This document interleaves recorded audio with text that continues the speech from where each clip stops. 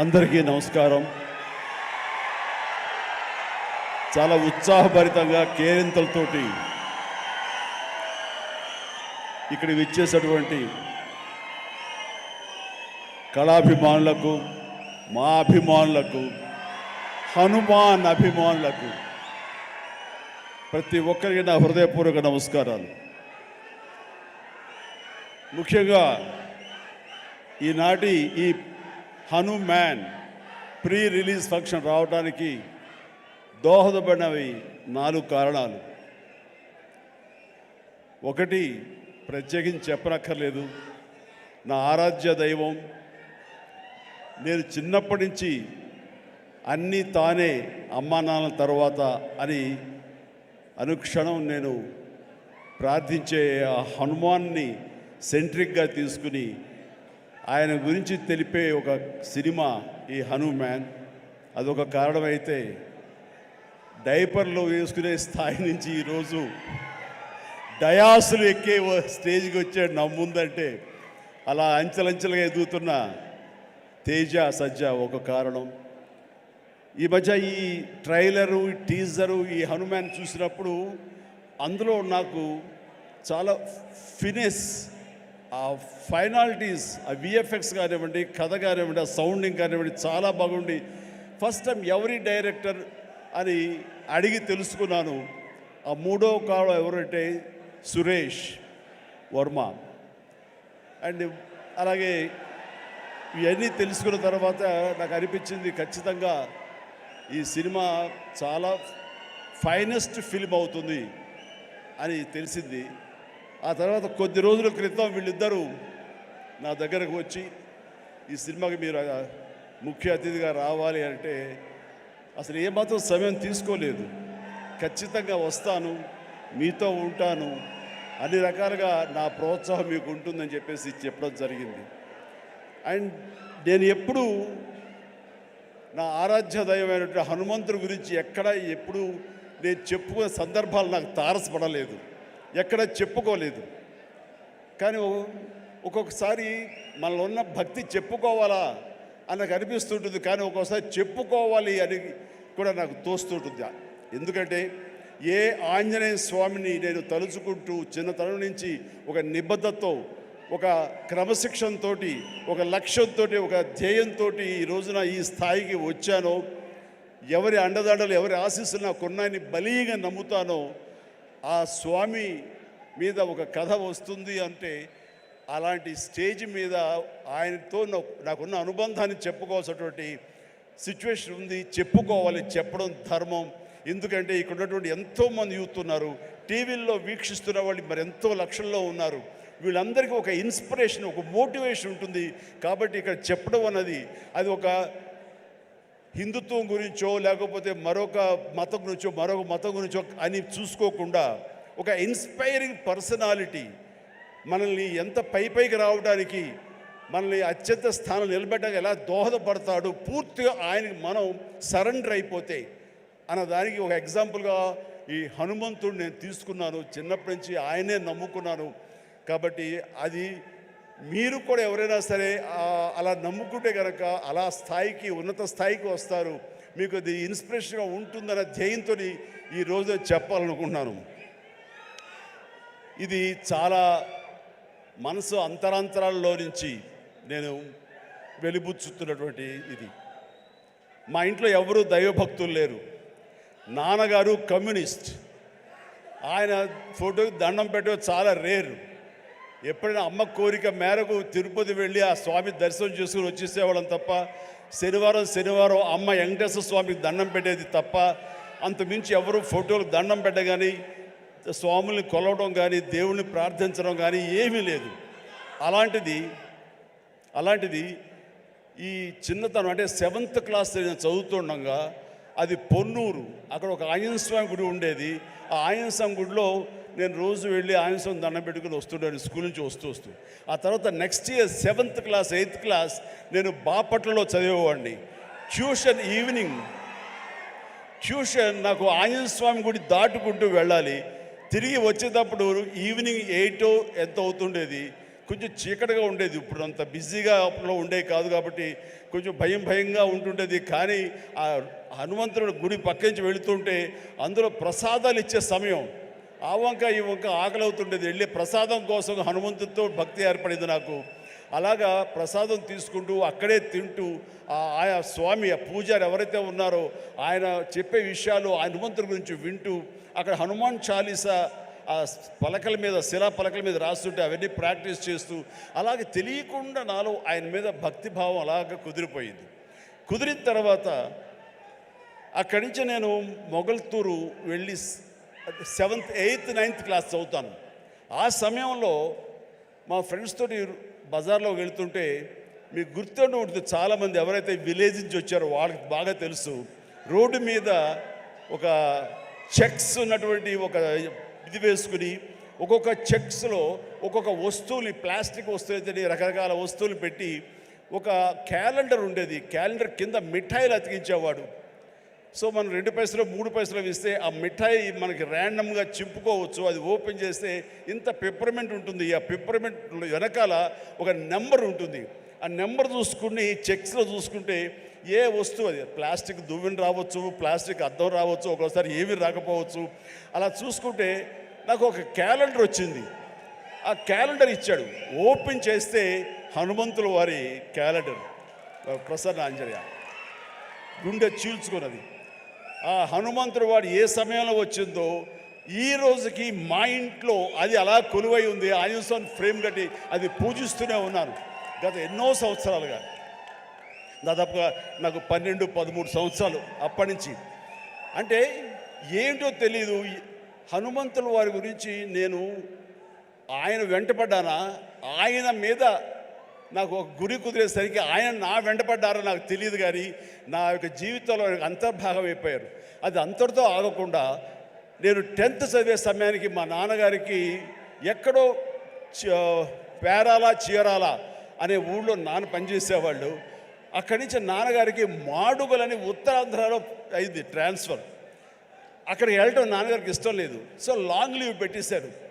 ఆయన 3 monthsలో చాలా దిగాలు పడిపోయేవారు, ఒక డిప్రెషన్ గురయ్యేవారు. నాన్న అలా చూస్తే నాకు చాలా బాధ అనిపించేది. నాన్న, మీకు దేవుడి మీద నమ్మకం లేదు, కానీ మీరు హనుమంతుల వారిని హనుమాన్ చాలీసాని 108 సార్లు చదువుతూ అలా చేయండి. వితిన్ నో టైం మీరు అనుకున్న చోట మీకు ట్రాన్స్ఫర్ జరుగుతుంది అని చెప్పేసి 15 ఏళ్ల కుర్రవాడిగా 10th క్లాస్లో నాన్నకి చెప్తే ఆయన వింటారా వినరో, ఆయన పెద్ద దేవుడి మీద భక్తి లేదు అని కొంచెం టెన్షన్గా. అవునంటావా? జరుగుతుందా? చేద్దామా?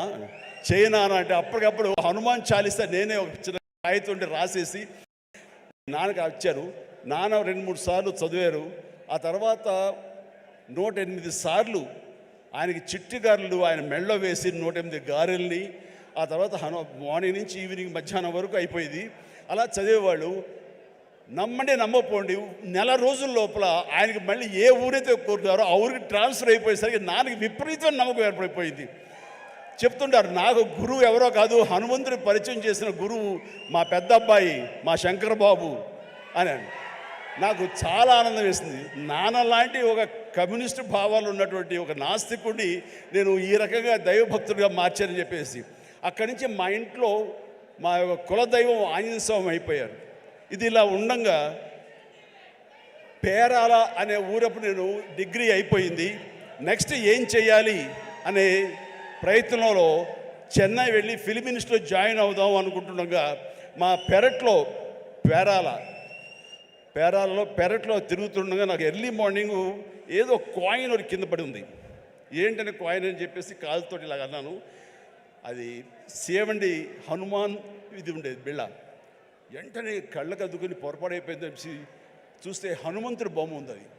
అది తీసుకెళ్ళి నాన్నగారికి ఇచ్చాను. నాన్న ఇట్లాగని అంటే నువ్వు ఏది చెయ్యాలని అనుకున్నావు కదరా, కాబట్టి అది నీకు ఒక దారి చూపించేలాగా హనుమంతుడు ఈ రకంగా కనిపించాడేమో అని పూజలో పెట్టారు.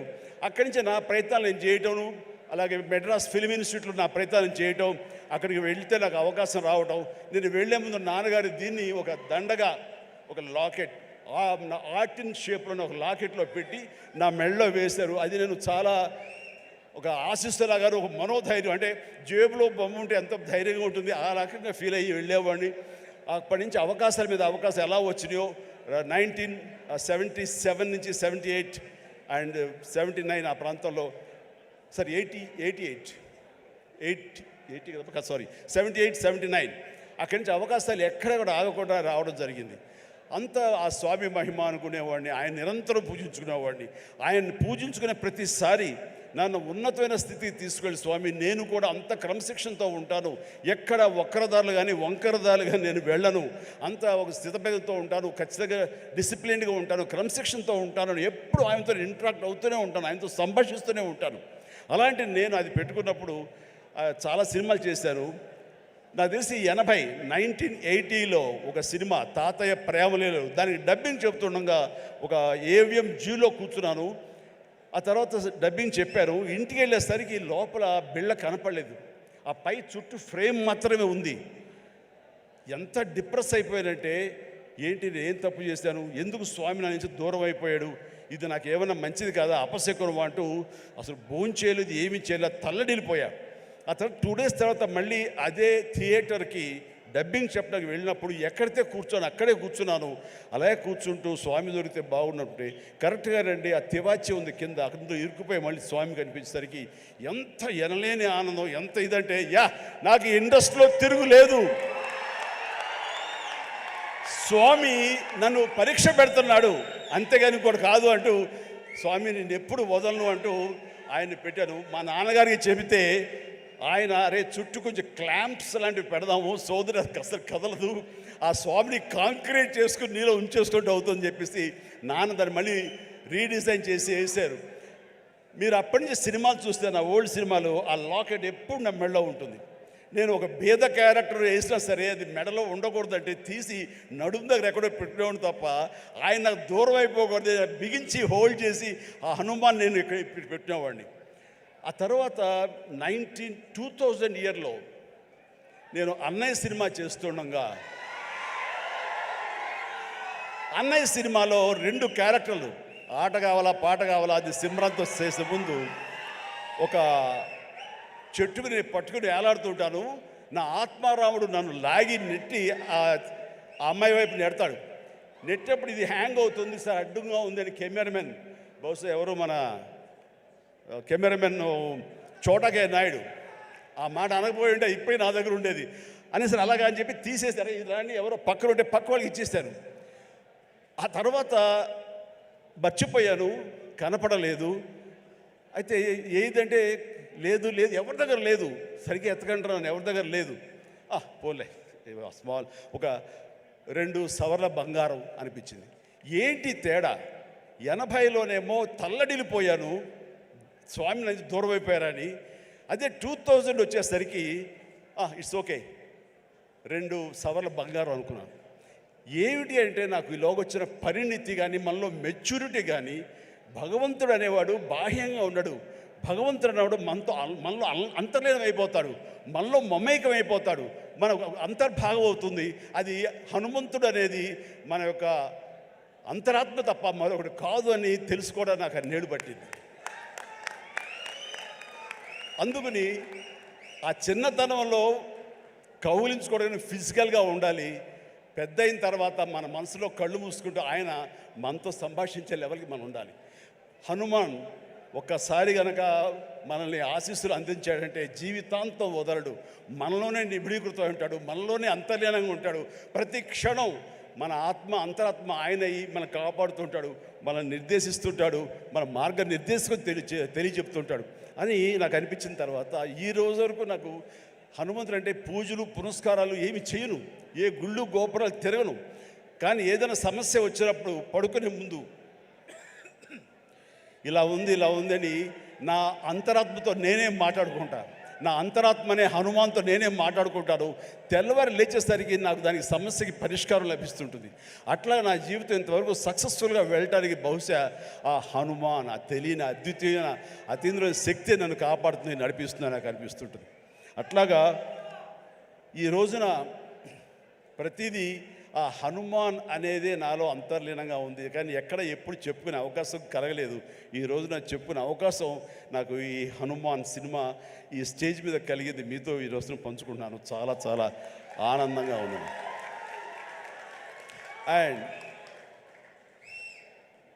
ఈ మధ్య వీళ్ళు చెప్పారు, తర్వాత బయట కూడా చెప్పారు ఎవరో, ఈ హనుమాన్ అనే టైటిల్ మీ నుంచి వచ్చిందే, మీ నోటంటే వచ్చిందని చెప్పేసి ఇందాక కూడా క్లిప్పింగ్ వేశారు. అది సమంత, అది ఆహాలో ఒక చిన్న ఇంటర్వ్యూ జరుగుతుంటే అక్కడ మీకు నచ్చినటువంటి సూపర్ హీరోస్, మార్వల్ హీరోస్ ఎవరు అని చెప్పి అడిగితే సూపర్ మ్యానా, బ్యాట్మ్యానా, లేకపోతే ఐరన్ మ్యానా ఎవరు అంటే నాకు వాళ్ళ పేర్లు చెప్పేటి, మన హనుమాన్ ఉన్నాడు కదా, ఆయన మించిన వాడా అంటూ నేను వెంటనే ఒక క్షణం పాటు ఆలోచించి హనుమాన్ అన్నాను. అంది హనుమాన్, మా హనుమానే నాకు హనుమాన్ అని అనేసరికి చాలా చాలా మంచి అప్రిసియేషన్ వచ్చింది. చాలా బాగుంది అనిపించింది. నా మనసులో మాట అది. ఆ మనసులో నుంచి వచ్చేటువంటి ఆ మాటకి అంత వెయిటేజ్ ఉంది కాబట్టి ఇలాంటి ప్రశాంత్ వర్మ లాంటి వాళ్ళు యంగ్స్టర్స్ని అది ఆకట్టుకుంది. ఇదే మన సినిమా టైటిల్ ఎందుకు అవ్వకూడదని వాళ్ళు నిర్ణయించుకోవటం ఇది నాకు మరింత ఆనందంగా ఉంది. ఆ రకంగా స్వామి మీతో ఉన్నాడు, ఆయన ఈ టైటిల్ పెట్టాడు, ఆయనే మనకు అందరికీ స్ఫురించేలా చేశాడు. కాబట్టి ఖచ్చితంగా ఈ సినిమా ప్రేక్షకుల ఆదరణ పొందుతుంది అంటలో ఎలాంటి సందేహం అక్కర్లేదు. ఇది ఎంత కష్టపడ్డారంటానికి, దీనికి ద బెస్ట్ ఫిల్మ్గా రాబట్టడం కోసంగా ఫస్ట్ గ్లిమ్స్ నుంచి కూడాను వావ్ ఏంటి సినిమాని, దాని సినిమా వైపు అందరూ ఆకర్షితులు అయ్యేలాగా చేయగలిగాడంటే కనుక ఆ పరిధానంలో ఆ అత్యంతం ప్రశాంత్ వర్మ తీసుకున్న శ్రద్ధాశక్తులే. కాబట్టి ప్రశాంత్ వర్మ మీ యొక్క కష్టం, మీ యొక్క ఇది ఆలోచనలు, అలాగే మన హీరో తేజ యొక్క కష్టం, అతని శ్రద్ధాశక్తులు ఇది వృధా కావు. ఎందుకంటే ఈ సీజన్ అనేది అంత మంచి సీజన్. ఎన్ని సినిమాలు వచ్చినా సరే ఎన్ని సినిమాలు వచ్చినా సరే ఖచ్చితంగా ప్రేక్షకులు బాగుంది, మన కంటెంట్లో మన సత్తా ఉంది, మనకు ఆ దైవ ఆశీస్సులు ఉన్నాయంటే కనుక ఖచ్చితంగా ఆదరిస్తారు, హక్కును చేర్చుకుంటారు, పెద్ద విజయాన్ని మీకు అందేలా చేస్తారు. కాబట్టి ఎలాంటి డౌట్ అక్కర్లేదు. అయితే ఇది పరీక్షాకాలం అనుకోవచ్చు, కొన్ని థియేటర్లు అనుకునే విధంగా మనకి లభించకపోవచ్చు. It's okay. ఈరోజు కాదు రేపు చూస్తారు, రేపు కాకపోతే సెకండ్ షో చూస్తారు, సెకండ్ షో కాకపోతే థర్డ్ షో చూస్తారు. బట్ కంటెంట్ బాగుంటే ఎన్నో రోజులు చూసినా, ఎన్నో షో చూసినా సరే దీనికి మార్కులు పడతాయి. ఈ రోజున ఇందాక చిన్నవాడు సరే చాలా పెద్ద మనసుతో అన్నాడు, అన్ని సినిమాలు వెంకటేష్ సినిమా, నాగార్జున సినిమా, అలాగే మన మహేష్ బాబు సినిమాలు, అన్ని సినిమాలు ఆడుతాయి. ఈ సినిమాలు అన్నీ ఆడాలి, పరిశ్రమ పచ్చగా ఉండాలి. వాటితో పాటు మా ఈ సినిమా హనుమాన్ కూడా ఆడాలని నేను ఎంతో మనస్ఫూర్తిగా నేను కోరుకుంటాను, జరుగుతుంది. అండ్ ఇదే ఒకసారి నేను దిల్ రాజుతో అన్నాను, దిల్ రాజు ఏంటి మన 2016-17లో మా 150 సినిమాను బాలకృష్ణ గారి సినిమా ఒకటి రిలీజ్ అయినప్పుడు ఏంటి మళ్ళీ ఈ సినిమా రిలీజ్ చేస్తాం, కొంచెం డిలే చేయొచ్చు కదా అని అంటే, సార్ అలా కాదు సార్, మా కంటెంట్ బాగుంటుంది, శతమానం భవతి అని, మీ పెద్ద సినిమాలు మధ్యలో ఈ సినిమా ఆడకుండా పోదు సార్, ఏం పర్వాలేదు అన్నాడు. ఓకే, అంత ధైర్యంగా ఉంటే వెల్ అండ్ గుడ్ అన్నాను. ఆ సినిమా కూడా బాగా ఆడింది. కాబట్టి అదే దిల్ రాజు గారు అందరికీ మనకు చెప్పినట్టుగానే ఈ రోజున ఈ సినిమా కూడా బాగా ఆడుతుంది. సో ఎందుకంటే దిల్ రాజు గారు లాంటి ఎంతో సీనియరు, ఆయన ఎంతో ఎక్స్పీరియన్స్ ఉన్న మనిషి, ఏ సినిమా ఏ సీజన్లో ఎలాగ ఆడుతుంది, ఒక్కో సినిమాకి ఎంత పటిష్టత ఉంటుంది, ఏ సినిమాకి ఎంత లాంజివిటీ ఉంటుంది, ఏ సినిమా ఎలాగ ఆదరిస్తారు, ఏ సీజన్లో అనేది బాగా తెలుసు. కాబట్టి ఈ సినిమా వస్తే కూడా ఈ సినిమాకు కూడా అంతటికి అంత ఆదరణ ఉంటుంది, అంత విజయం చవి చూస్తాడు మనస్ఫూర్తిగా కోరుకుంటూ, ఈ రోజున ఇతర క్యాస్ట్ గురించి చెప్పాలంటే అమృత అమ్మాయి హీరోయిన్గా ఉందన్నారు. గాడ్ బ్లెస్ యూ అమ్మా, ప్లీజ్ మీరందరూ రావాలి, యంగ్స్టర్స్ రావాలి. అలాగే నా స్నేహితుడు శరత్ కుమార్ కూతురు వరలక్ష్మి, వరలక్ష్మి శరత్ కుమార్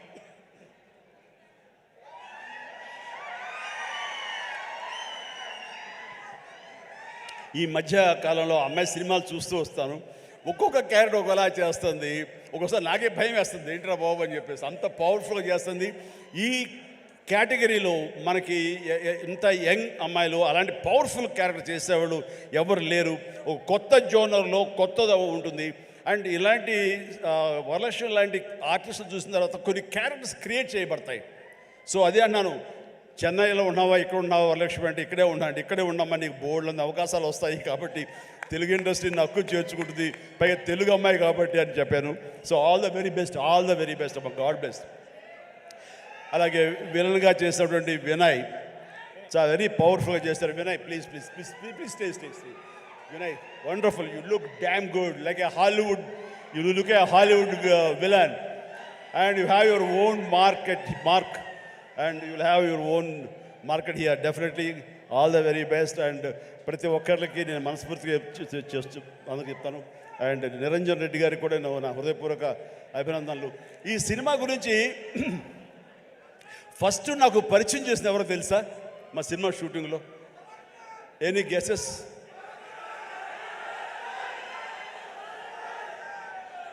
గెటప్ సీను.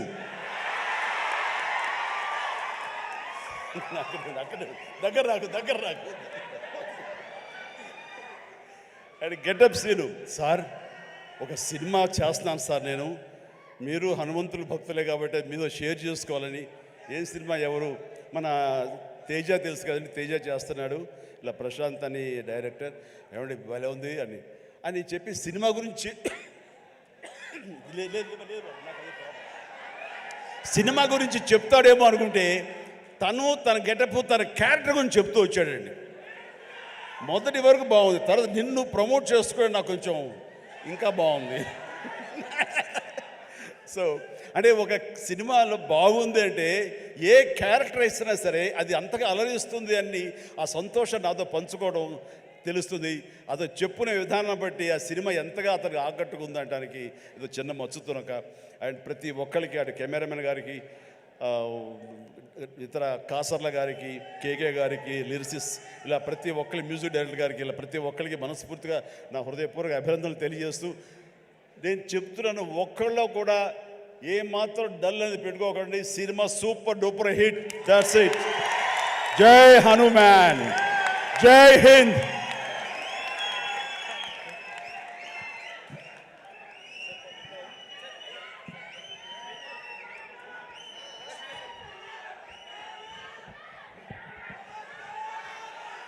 ఒక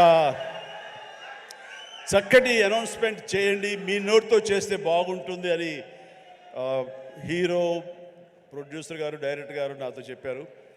ఈ సినిమా రామమందిరం అన్నది ఇదే సమయంలో అక్కడ రావటం, దానికి మా అందరికీ ఆహ్వానం రావడం, రేపు 22వ తారీఖు మేము అక్కడికి వెళ్ళేందుకు అన్ని రకాలుగా సంసిద్ధం అవటం, ఇవన్నీ కూడా ఒక శుభ పరిణామం. ఆ సందర్భంగా వీళ్ళు ఏమన్నారంటే, మా సినిమా ఆడిన రోజులు వచ్చే కలెక్షన్స్లో ప్రతి టికెట్పై 5 రూపీస్ రామమందిరం అయోధ్యకి ఇవ్వడం కోసం సమాయుత్తం అయ్యాం అని చెప్తుంటే ఇది వండర్ఫుల్ అండి. మీ యొక్క స్వకార్యంతో పాటు దైవ కార్యానికి కూడా మీరు నడుము బిగించినందుకు ఆశీస్సులు నిండుగా ఉంటాయి. ఈ సమయంలో ఎవరు ఇతోధికంగా ఎంత ఇచ్చినా సరే డెఫినెట్గా ఇది ఒక బృహత్కర కార్యక్రమం, చరిత్రలో నిలిచిపోయేటటువంటి ఘట్టం ఈ రోజున రామ మందిర నిర్మాణం. కాబట్టి మీ యొక్క ఆ పుణ్యం కూడా మీకు దక్కుతుంది, మీ అందరికీ అది వరం అవుతుందని కోరుకుంటూ విజయాన్ని సాధిస్తుంది అంటే ఎలాంటి సందేహం లేదు. God bless you all.